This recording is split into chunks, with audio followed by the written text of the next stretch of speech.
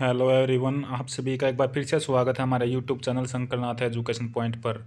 दोस्तों, Haryana CET exam आपका 5 और 6 नवंबर को कन्फर्म बिल्कुल है। कोई भी जो है ना बैकअवे में न आए, अपनी तैयारी करते रहें दोस्तों। तो एक बार फिर से हम क्लास लेकर आए हैं एचएसएससी प्रीवियस ईयर क्वेश्चन की दोस्तों, जो एग्ज़ाम में पूछे गए हैं 25-30 नंबर के दोस्तों। जो आपकी Haryana current affair plus Haryana GS आएगी, उसमें दोस्तों प्रीवियस ईयर्स का जो है ना बहुत ज़्यादा महत्वपूर्ण रोल रहेगा, इंपॉर्टेंट रोल रहेगा, क्योंकि ज़्यादातर क्वेश्चन जो है ना एनटीए प्रीवियस ईयर से उठाएगी। उनको सिलेबस तो दे दिया है हरियाणा गवर्नमेंट ने, एचएसएससी ने, लेकिन प्रीवियस ईयर का ज़्यादा रोल रहेगा, क्योंकि प्रीवियस ईयर से ही लगभग आपकी सारी हरियाणा जी के करंट सभी कवर हो जाएगी। तो दोस्तों, यदि आप चैनल पर पहली बार आए, चैनल को सब्सक्राइब कर दीजिएगा, बेल आइकन जरूर दबाइएगा, ताकि नई नई वीडियो का नोटिफिकेशन आपके पास पहुँचता रहे और आप वीडियो देखते रहे। व्हाट्सअप ग्रुप और टेलीग्राम चैनल को ज्वाइन करना न भूलें, लिंक डिस्क्रिप्शन बॉक्स में मिल जाएगा। तो दोस्तों, 140 तक हमने कल कर लिया था। आज हम शुरू करते हैं 141 नंबर से। हरियाणा क्षेत्र यूनियनिस्ट पार्टी को लोकप्रिय बनाने के लिए चौधरी छोटूराम ने जोरदार अभियान चलाया। इसे किस नाम से पुकारा जाता है?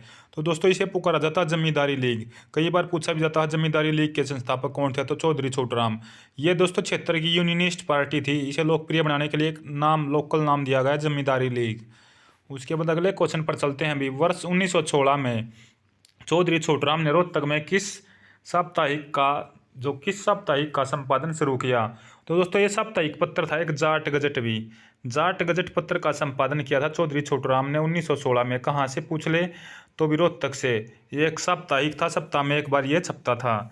उसके बाद अगले क्वेश्चन पर चलते हैं। श्री फजल हुसैन के साथ मिलकर चौधरी छोटूराम ने पंजाब में यूनियनिस्ट पार्टी की स्थापना कब की थी?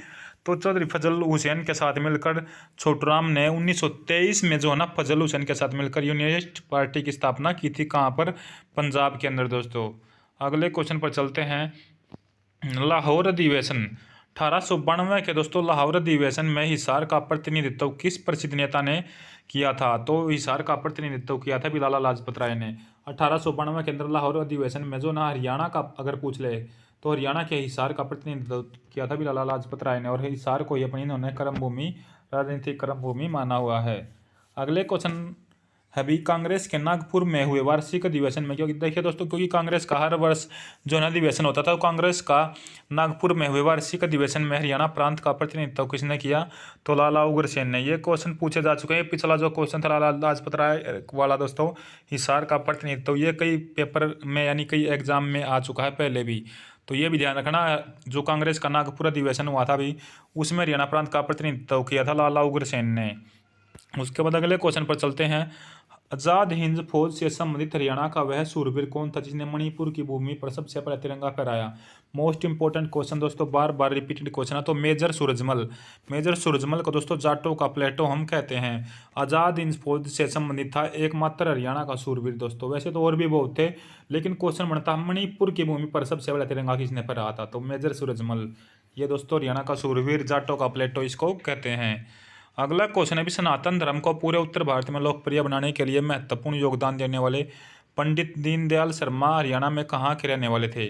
तो पंडित दीनदयाल शर्मा का संबंध जो ना हरियाणा के झज्जर जिले से। झज्जर सुरही के लिए प्रसिद्ध है, चंदन की नक्काशी के लिए प्रसिद्ध है दोस्तों झज्जर। दिल्ली से लगता जिला है। दिल्ली से दोस्तों यहाँ से NH10 गुजरता है बहादुरगढ़ के नज़दीक से। जो बहादुरगढ़ उसी के किनारे पर है, यानी कि आपसे पूछ लेगा भी जो बहादुरगढ़ शहर है वो किस नेशनल हाईवे पर पड़ता है? तो नेशनल हाईवे 10 पर दोस्तों। वर्तमान में इसका नाम 9 कर दिया है दोस्तों, लेकिन 10 आप याद रखिएगा, क्योंकि प्रीवियस ईयर में 10 ही आंसर आपका आएगा। उसके बाद अगला क्वेश्चन है भी हरियाणा से कौन से नेता असहयोग आंदोलन के पक्ष में नहीं थे? चौधरी छोटूराम इस क्वेश्चन का राइट आंसर रहेगा। हरियाणा के कौन से नेता असहयोग आंदोलन के पक्ष में नहीं थे? तो चौधरी छोटूराम। अगला क्वेश्चन है, उससे पहले दोस्तों वीडियो अच्छी लग रही तो इसे ज़्यादा से ज़्यादा स्टूडेंट्स के पास शेयर कर दें। कहाँ की नगर पालिका ने प्रस्ताव पारित कर प्रिंस ऑफ वेल्स के आगमन का बहिष्कार किया था? तो ये क्वेश्चन तो देखिए दोस्तों, जब मैं प्रैक्टिस सेट करा रहा हूँ तो वहाँ पर भी रिपीटेड है दोस्तों, वहाँ पर भी एक क्वेश्चन आता तो रोहतक इस क्वेश्चन का राइट आंसर रहेगा। तो रोहतक की नगर पालिका ने एक प्रस्ताव पास किया था जिससे प्रिंस ऑफ वेल्स के आगमन पर उन्होंने बहिष्कार कर दिया था। रोहतक का आंसर रहेगा।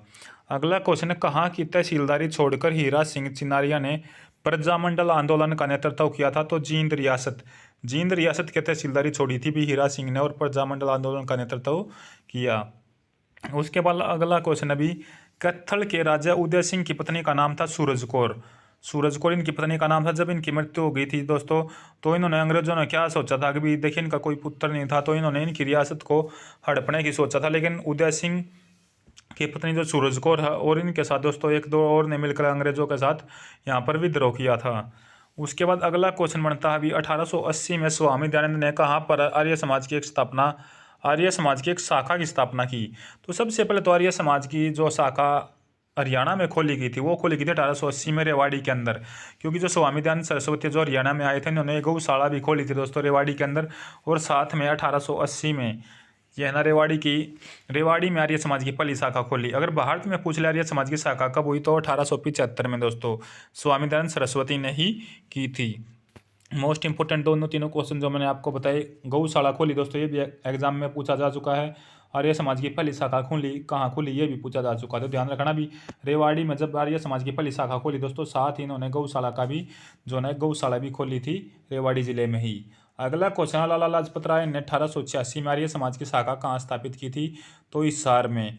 पहले दोस्तों देखिए आप यहाँ ध्यान रखिए 1880 में तो रेवाड़ी में हुई है, किसने, खुद स्वामी दयानंद ने दोस्तों। लेकिन 1886 में आर्य समाज की दूसरी शाखा हरियाणा में कहाँ खोली, हिसार के अंदर, किसने खोली, लाला लाजपत राय ने।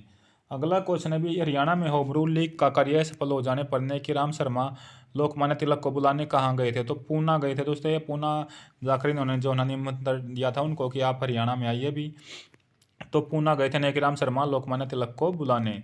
अगला क्वेश्चन है, पानीपत में अक्टूबर 1920 में पहली राजनीतिक सभा का आयोजन किसने किया था, तो लक्का उल्ला खान ने 1920 में पहली राजनीतिक सभा का आयोजन किया था। हिंदी क्षेत्रीय समिति का अध्यक्ष किसे बनाया गया था, अगले क्वेश्चन में पूछा गया है। हिंदी जो क्षेत्रीय समिति थी, क्योंकि देखिए एक साइड हिंदी भाषी प्रदेश था और एक साइड पंजाबी भाषी प्रदेश, तो जो हिंदी क्षेत्रीय समिति का अध्यक्ष बनाया गया था बलवंत तायल को। अगला क्वेश्चन है, 1886 में किसके प्रयास से अम्बाड़ा में कांग्रेस की एक शाखा बनी। सबसे पहले बात करते हैं, देखिए 1885 में जब कांग्रेस की स्थापना हुई ना मुंबई के गोकुलदास ग्वालियर टैंक मैदान में दोस्तों, तो उसी के ठीक अगले साल 1886 में, जैसे अभी 1880 में दोस्तों आर्य समाज की शाखा हरियाणा में खुली थी, तो 1886 में फिर जैसे ही 85 में कांग्रेस बनी, ठीक अगले साल 86 में जो ना हरियाणा में राय बहादुर मुरलीधर, जिनका दोस्तों अम्बाड़ा से खास नेतृत्व था। कर्म भूमि की जन्म तो दोस्तों पलवल में होता था, लेकिन कर्म भूमि ने माना था अपनी भाई अम्बाड़ा को। तो अम्बाड़ा में 1886 में इन्होंने जो है ना ठीक जो कांग्रेस की स्थापना के दिवस के ठीक अगले ही साल हरियाणा में एक शाखा खोल दी 1886 में राय मुरलीधर ने अम्बाड़ा जिले में। तो ये ध्यान रखना भी। अम्बाड़ा जिले का जो बस स्टैंड है उसका नाम दोस्तों सुषमा स्वराज, जो पहले विदेश मंत्री हुआ करती थी, अब उनकी डेथ हो चुकी है, तो वो दोस्तों उनके नाम पर रखा गया, सुषमा स्वराज के नाम पर। सुषमा स्वराज जो न विदेश मंत्री भी बनी थी, ये भी ध्यान रखिएगा भी। झज्जर से प्रकाशित मथुरा अखबार क्या था, तो मथुरा अखबार देखिए बहुत बार पूछा जाता है। मथुरा अखबार कहाँ से प्रकाशित हुआ, झज्जर से। कैसा अखबार था, तो उर्दू साप्ताहिक पत्र, उर्दू में छपता था, सप्ताह में एक बार छपता था, नहीं साप्ताहिक पत्र यह था। अगला क्वेश्चन अभी, किसके विरोध स्वरूप बाल मुकुंद गुप्त द्वारा शिव शंभू का चिट्ठा, तो ये पूछ लेता है बहुत बारी, शिव शंभू का चिट्ठा किसके द्वारा लिखे गए हैं, तो बाल मुकुंद गुप्त द्वारा। शिव शंभू का जो चिट्ठा नामक लेख लिखा गया था मार्ले मिंटो सुधारो के विरुद्ध लिखा गया था, ये ध्यान रखना। किसके विरोध स्वरूप, तो शिव शंभू का चिट्ठा जो लिखा गया मार्ले मिंटो सुधार, जो कब आए थे 1909 के अंदर।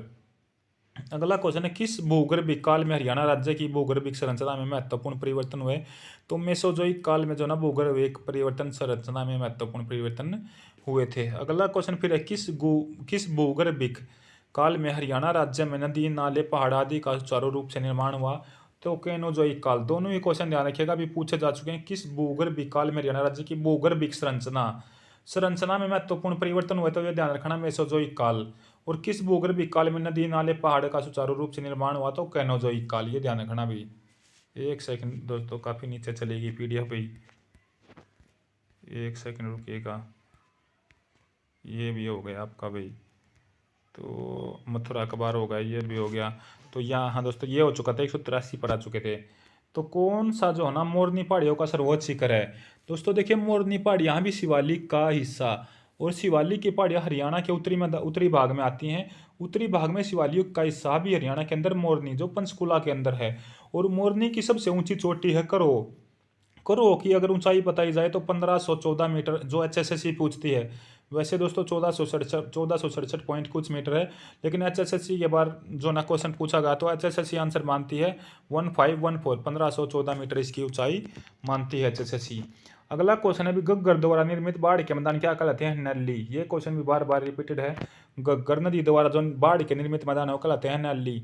मारकंडा क्या है? हरियाणा की नदी है, हरियाणा के पंचकुला और अम्बाला जिले में ये बहती है दोस्तों।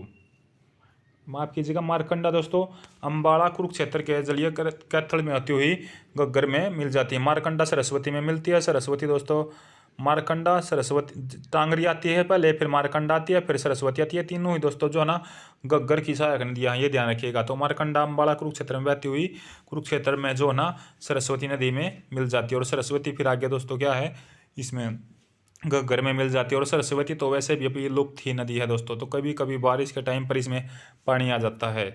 उसके बाद अगला क्वेश्चन है भी हरियाणा में सर्वाधिक विस्तार किसका पाया जाता है? तो जलोढ़ मैदान का हरियाणा में सर्वाधिक विस्तार पाया जाता है। ये क्वेश्चन अगला जो मोस्ट इंपोर्टेंट है, अनकाई दलदल हरियाणा में पाया जाता है, या दलदल पूछ ले आपको से हरियाणा के किस हिस्से में पाया जाता है? तो ध्यान रखना पश्चिमी हिस्से में। जिला पूछ ले अनकाई दलदल दे दे तो सिरसा जिले में, ध्यान रखना भी ये इंपॉर्टेंट क्वेश्चन है।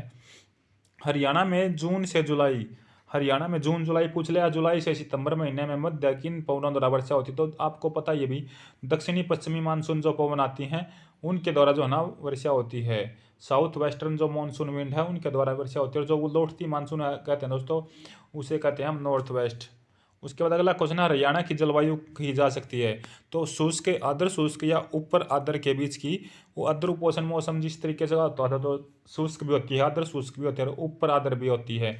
तो इन मौसम की जलवायु इनको हरियाणा में कहते हैं। हरियाणा की जलवायु उपोष्ण कटिबंधीय शुष्क महाद्वीपीय है, जिसका प्रमुख कारण है हिमालय पर्वत से दूरी। दोस्तों सारे ही क्वेश्चन जो ना प्रीवियस ईयर है, तो आप जब भी एग्जाम में ये सेट लगाओगे तो आपका याद आएगा कि ये क्वेश्चन प्रीवियस से कैसे उठाए गए हैं। और क्योंकि हरियाणा में ज़्यादातर क्वेश्चन वही रिपीटेड क्वेश्चन होते हैं, थोड़ा सा करंट अफेयर का चेंज होता है, कुछ एक नया क्वेश्चन पूछ लिया, जैसे कॉमनवेल्थ हुए हैं, पैरा ओलंपिक हुए थे, ओलंपिक हुए थे, तो इनसे क्वेश्चन बन सकता भी। 1947 में बड़खल झील किस झील का निर्माण हुआ था? ये क्वेश्चन पूछा गया था, आंसर मैंने बता दिया बड़खल झील। 1947 में दोस्तों देखिए सबसे पहले पूछ लिया बड़खल झील का निर्माण हुआ किस पर्पज या किस उद्देश्य के लिए हुआ? सिंचाई परियोजना के लिए। तो ये ध्यान रखना। और बड़खल झील है कहाँ पे? फरीदाबाद में। तो 3-4 क्वेश्चन इससे बनते हैं। 1947 में किस झील का निर्माण हुआ? बड़खल झील का। है कहाँ पे? फरीदाबाद में। किस लिए निर्माण हुआ? सिंचाई परियोजना के लिए इसके उसमें निर्माण हुआ। तो दोस्तों ध्यान रखना भी। ये थे आपके भाई आपके हरियाणा जी इसके प्रीवियस ईयर क्वेश्चंस 200 क्वेश्चन दोस्तों हमने लगाए। वीडियो को ज़्यादा से ज़्यादा शेयर कर देना, चैनल को सब्सक्राइब कर लेना दोस्तों। पहली बार अगर चैनल पर आए हैं तो बेल आइकन जरूर दबा लेना, ताकि आने वाली हर लेटेस्ट वीडियो का नोटिफिकेशन आपको मिलता रहे। CET एग्जाम में आपके बस दोस्तों ये मान के चलिए कि भी 2 वीक बाकी हैं, ज़्यादा से ज़्यादा तैयारी अपनी खींच दें, टाइम टेबल को बढ़ाएं पढ़ने का भी। तो इस वीडियो में फिलहाल इतना ही। धन्यवाद। जय हिंद, जय भारत, जय हरियाणा।